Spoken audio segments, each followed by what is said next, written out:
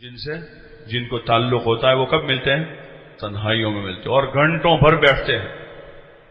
اگر اللہ سے تعلق ہو گیا تو پھر اللہ سے تعلق ہوا تو پھر اللہ سے تنہائی میں ملاقات کریں گے. تہجد میں حضور علیہ السلام نے فرمایا افشوا السلام اطعموا الطعام وصلوا والناس نیام، کہ لوگوں میں سلام کو پھیلاؤ، سب کو سلام کرو، جانتے ہو اس کو بھی سلام کرو، جن کو نہیں جانتے ان سے بھی سلام کرو. السلام علیکم ورحمۃ اللہ وبرکاتہ. واطعموا الطعام، اور کھانا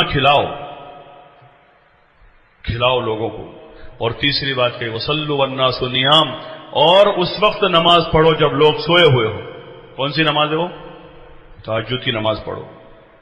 ادخلوا الجنان، جنت میں داخل ہو جاؤ. جوانی سے عادت بناویں جلدی اٹھنے کی، تہجد میں اٹھیں، 4 رکعت 8 رکعت جتنی اللہ توفیق دے نماز پڑھیں، پھر دعا مانگے اللہ سے، روویں گڑ گڑاویں. فرصت کا وقت ہے وہ. اللہ سے اپنی دوستی کریں کہ دوستی کرنے کے قابل ایک ہی ذات ہے. کون ہے؟ ایک اللہ ہے بس. اور اللہ نے سب کو دعوت دی ہے کہ اللہ سے دوستی کریں. سب کو کہا کہ سب دوستی کریں. سب کے لیے گنجائش ہے وہاں کوٹا نہیں ہے. وہاں کوٹ میں 5-10 کے لیے نہیں، سب کے لیے اللہ نے اپنے سارے بندوں کے لیے دروازہ کھلا رکھا ہے. اور اسی وقت تہجد کے وقت آسمانی دنیا پر نزول کر کے اللہ تعالیٰ فرشتے سے کے ذریعے اعلان کرواتا ہے کوئی مانگنے والا میں اس کی حاجت کو پورا کروں، ہے کوئی روزی کا طلبگار میں اس کو روزی دوں، ہے کوئی گناہوں سے معافی چاہنے والا میں اس کے گناہوں کو معاف کر دوں. اس وقت اللہ اعلان کرواتا ہے. اور ایسے وقت میں ہم اپنے اللہ کے سامنے رو رہے ہیں، دھو رہے ہیں، گڑ گڑا رہے ہیں اپنے لیے اور پوری امت کے اللہ سے مانگ رہے ہیں کہ اللہ سب کا بھلا کر دے. صحابہ کے جوان رات میں اللہ کے سامنے ہوتے تھے. کسی نے کہا کانوا رہبانا فی اللیل وفرسانا فی النہار، یہ ایسے لوگ ہیں جو رات کے راہب یعنی اللہ کے سامنے عبادت کرنے والے اور دن کے شہ سوار ہیں. کسی نے کہا کانوا بکاء فی اللیل، کہ راتوں کے یہ رونے والے ہیں، اللہ کے سامنے روتے ہیں، گڑ گڑاتے ہیں. رونا بہت اچھی چیز ہے، رونا بہت اچھی چیز، آنسو بہانا بہت اچھی چیز ہے، اور وہ تندرست انسان کی صحت کا ضامن ہے. لیکن یہ ہے کہ کس کے سامنے آنسو بہے؟ بولو نا بھائی، اللہ کے سامنے. اللہ کے سامنے رونے والوں کے چہرے منور ہوتے ہیں. اللہ کے سامنے رونے والوں جتنے اللہ والے ہوں گے نا بزرگ، چاہے رنگ ان کا پھیکا کالا ہوگا لیکن چہرہ منور ہوگا. سب کا گورا ہونا ضروری نہیں، اللہ کی دین ہے، کسی کو گورا بنایا کسی کو کالا بنایا ہو. لیکن جو اللہ کے سامنے رونے دھونے والے ہوتے ہیں ان کے چہروں پر نور ہوتا ہے، صلحاء کا نور جسے کہتے ہیں ان کے چہروں پر ہوتا ہے، اور ایک روحانی طاقت ان کے پاس ہوتی ہے.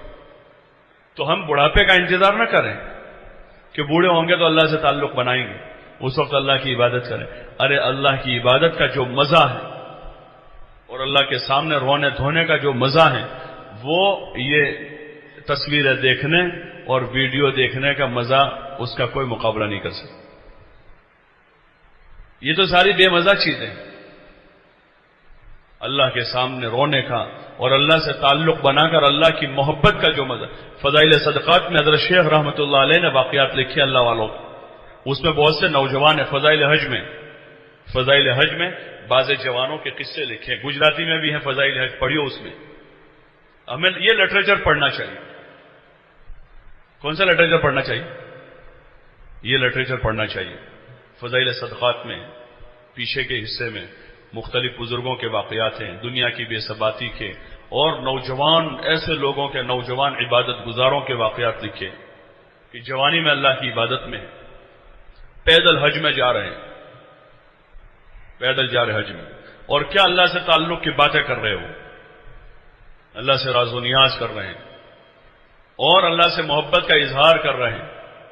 تو بڑی عمر کے بزرگوں کو ان پر تعجب ہوتا ہے، بھائی کیا بات کرتا ہے تو ایسا نہیں کہنا. بولے نہیں، تم کو کیا پتا ہے، ہمارا اور ہمارے اللہ کا معاملہ ہے، میرا اور میرے اللہ کا معاملہ ہے کہ اللہ کے ساتھ وہ اللہ کے ساتھ مشغول ہیں. اللہ کی محبت سب سے بڑا سرمایہ ہے ہمارا. جب اس سے محبت ہو گئی تو پھر پوری دنیا بے حیثیت معلوم ہو، پوری بے حیثیت. پھر دنیاوی ضروریات میں اللہ کی محبت کی وجہ سے لگیں گے. کس کی محبت کی وجہ سے؟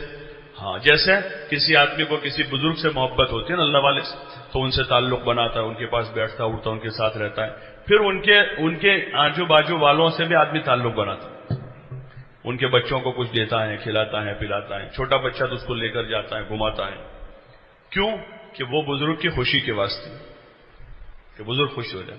ایسے جب اللہ سے محبت ہوگی تو پھر اللہ کی محبت میں ہم اللہ کی مخلوق سے تعلق رکھیں۔